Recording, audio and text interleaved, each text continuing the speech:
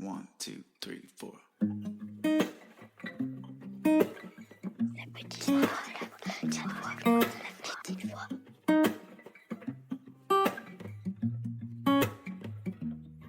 Yeah, your heart is a sun. Est-ce que vous avez déjà écouté votre petite voix? Cette intuition qui souffle ce qu'on n'ose pas toujours entendre. Celle qui pourrait, peut-être, tout changer. Je m'appelle Herveline et comme vous, j'essaye, pas toujours avec succès, de suivre cette boussole intérieure. C'est pour ça que j'ai créé La Petite Voix, un podcast où des femmes et des hommes partagent avec émotion, parfois même avec humour, ces moments où la vie bascule et où tout devient possible. Chaque épisode explore des histoires de nouveaux départs. Une séparation libératrice, une reconversion audacieuse, un burn-out surmonté ou une maladie qui révèle une force insoupçonnée. Autant d'histoires de doute, de peur, mais aussi de courage et de transformation.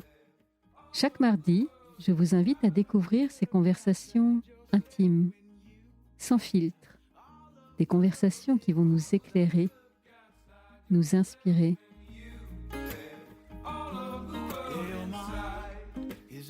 Alors, prêt à écouter La Petite Voix pour entendre la vôtre? La Petite Voix, le podcast. C'est parti! Your mind is a space that creates your horizon. Comment ça déjà un épisode solo et c'est le début de la saison 8? Ben oui, c'est déjà un épisode solo. Je le fais parce que j'ai des trucs à partager, mais aussi, et d'abord, parce que vous me l'avez dit dans le sondage que j'ai fait au début de l'été, ben en fait, semble-t-il, vous les aimez bien ces petits épisodes comme ça entre nous. Donc j'ai pensé que j'allais en faire peut-être un petit peu plus souvent. Et surtout, ben, je trouve que le début de la saison 8, dans laquelle je vous ai fait la série en immersion en Inde, où vous m'avez accompagné dans ce voyage là, un peu en dehors des sentiers battus, et que surtout, le tout premier invité de la saison, qui est Louis, tout ça méritait qu'on prenne le temps de se poser, de se parler et de faire le point. Vous le savez, dans ces épisodes solos, ce que j'aime bien, c'est de voir quels leviers, quelles astuces utilisent mes invités pour réussir à écouter leur petite voix. Parce que sur le papier, je pense qu'on est tous d'accord. On a tous carrément envie de l'écouter, cette petite voix. Mais on le sait, vous et moi, que dans la vraie vie, parfois, eh ben, c'est compliqué de l'entendre. Déjà, ça peut être compliqué de l'entendre. Et puis même quand on l'a entendu, parfois, en vrai, on n'a pas du tout envie de l'écouter. Et ce que m'a inspiré l'épisode là avec Louis, que vraiment, moi, ça a été une rencontre qui m'a bouleversée, quoi. C'était au mois de mai dernier, et ce moment que j'ai passé avec Louis, ouais, ça m'a profondément touchée. Et ben voilà, je trouve que ce rendez-vous avec Louis m'a évoqué le fait, là, pour cet épisode-là, que finalement, le corps, notre corps, ça peut être aussi un lieu de bascule. Et ça peut être le lieu de bascule qui va faire qu'on va entendre et écouter notre petite voix. Et puis on reviendra aussi sur d'autres épisodes où je trouve qu'on peut tout à fait illustrer ça. C'est un épisode que j'avais fait en 2020 avec Constance Hamel, qui est coach santé et dont le fils a eu un cancer gravissime. Et puis l'autre épisode qui date de la toute première saison, mais qui mérite encore d'être écouté, c'est avec Laure Aznar, qui est devenue naturopathe après avoir eu de très graves et gros problèmes d'arthrose. Bref, je vous propose qu'on embarque dans cet épisode. J'ai 3 enseignements à partager avec vous. Le premier, c'est que parfois, notre corps nous impose un arrêt hyper brutal qui va nous amener à changer de direction. Je reviens à l'histoire de Louis, donc mon dernier invité. Louis, il a donc été, non pas électrocuté, mais le bon terme, comme il me disait, c'était électrisé à 15 000 volts quand il avait 19 ans. Et cet accident-là a fait qu'il a été amputé des 2 bras et qu'il a également souffert de plein de maux dans son corps après, cet accident dont franchement il aurait jamais dû, s'en sortir. Et on voit à quel point de se retrouver, handicapé et puis, alité pendant de longs mois, ben, assez vite, il le raconte dans l'épisode, il va devoir, accepter de faire le deuil, bah, déjà de son corps d'avant, mais, de la vie d'avant. Alors, vous le savez si vous avez écouté les 2 épisodes avec lui, il n'a pas, mis de côté sa personnalité, hyper intense et toutes ses envies, pas du tout. En revanche, par la force des choses, coincé là dans son lit d'hôpital et puis ensuite, devant, continuer sa vie avec ce handicap, évidemment qu'il a dû réadapter.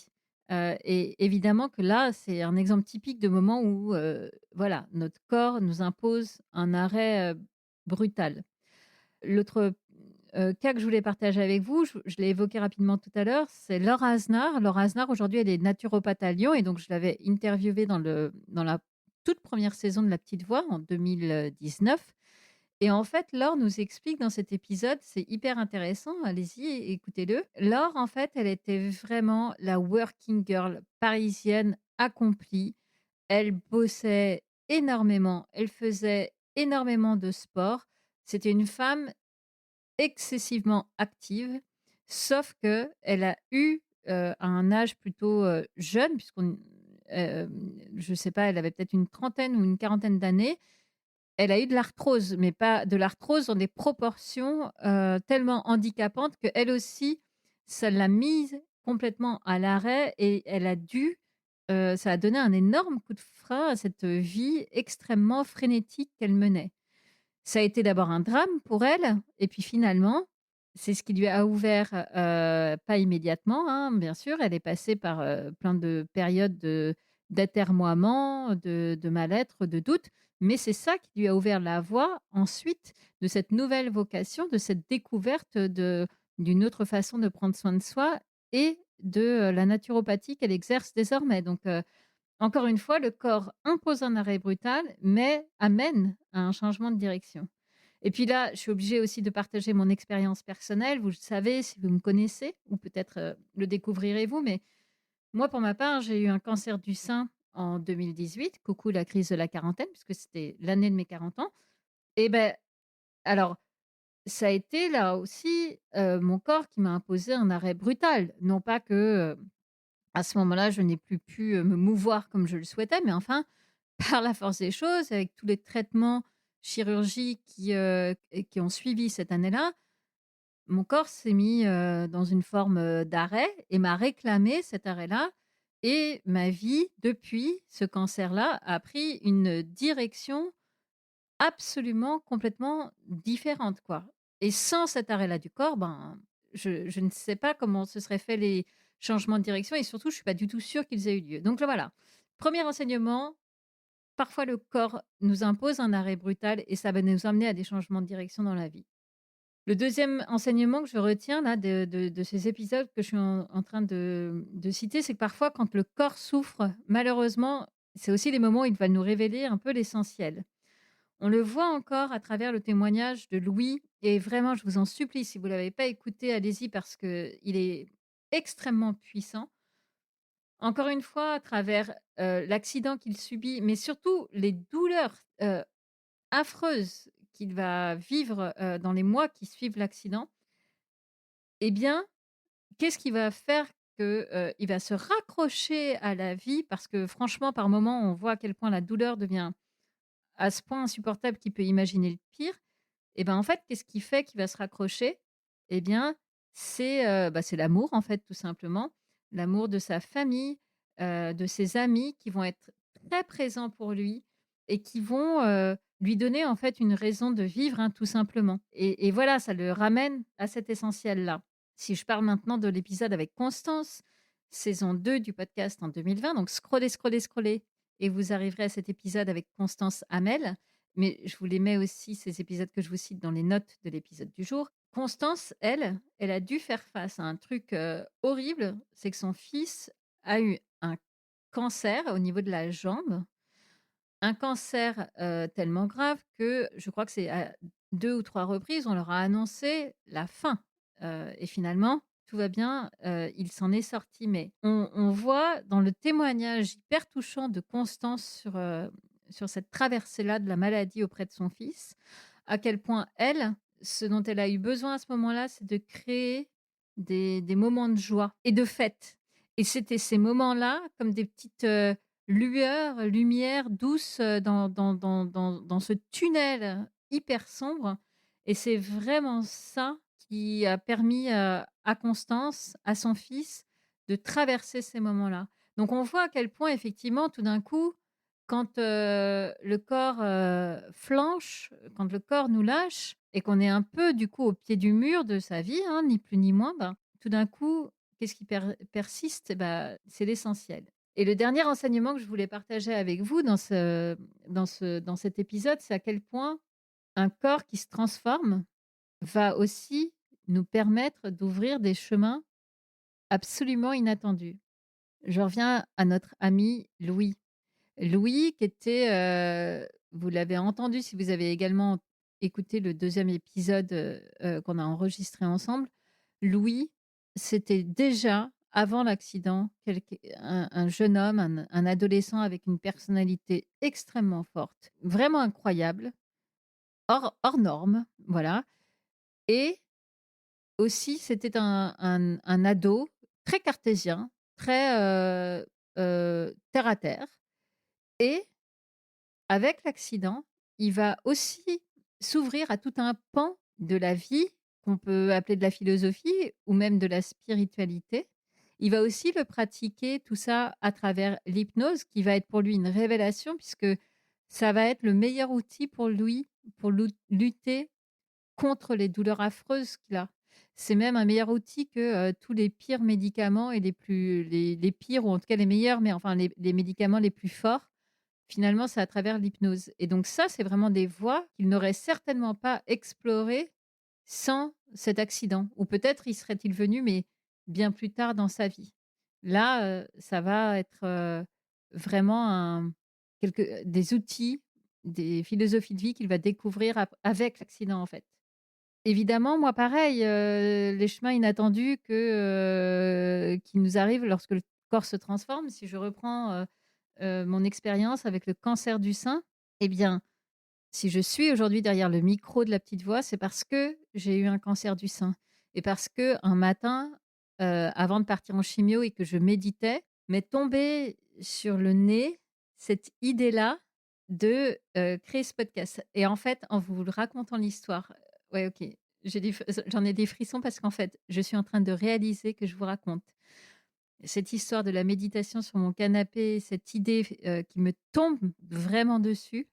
Et en fait, je réalise que j'enregistre cet épisode à la date anniversaire où c'est arrivé, c'était le 25 septembre 2018. Et là, j'enregistre le 25 septembre 2025 et je ne l'ai pas fait exprès. Et je vous raconte ça. Wow!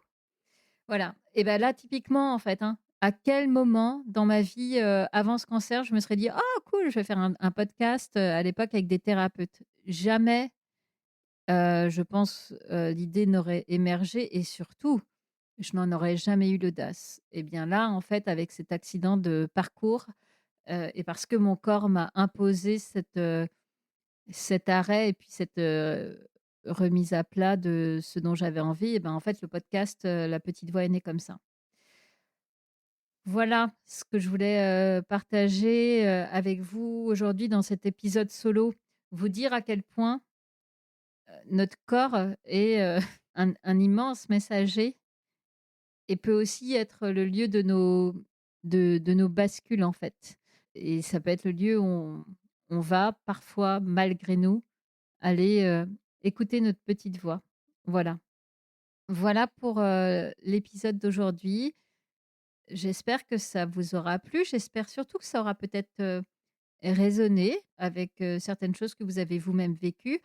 On n'est pas obligé, et heureusement, d'avoir vécu, des choses, aussi extrêmes que, l'accident de Louis, que les cancers dont je parle à travers, l'expérience du fils de Constance ou le mien, ou que l'arthrose à dose aussi sévère que l'or, je pense que notre corps peut aussi s'exprimer de manière plus douce et que quand on sait l'écouter, on peut recevoir ces messages. Mais en tout cas, c'est réellement un lieu où peut se faire entendre cette petite voix. Voilà. Je vous mets dans les notes de cet épisode tous les liens vers les épisodes précédents de La Petite Voix que j'ai cités. Et puis, je vous souhaite une belle journée ou une belle nuit. Et puis surtout, je vous dis à très bientôt. Prochain épisode de La Petite Voix, ce sera avec une invitée. Oh, soyez prêts aussi. Bye. Yeah, your heart is a sun, and it shines as it opens. Where your heart is the sun, and it shines. Voilà, La Petite Voix, le podcast, c'est fini pour aujourd'hui. Si vous avez aimé cet épisode, parlez-en autour de vous. Le bouche à oreille, c'est magique pour faire découvrir un podcast. Alors envoyez le lien de cet épisode à vos amis et vous verrez, ils vous remercieront. Et d'ailleurs, si vous voulez être sûr de ne rater aucun épisode, avouez que ce serait dommage, abonnez-vous à La Petite Voix sur votre plateforme d'écoute, Apple Podcast, Spotify, YouTube ou autre.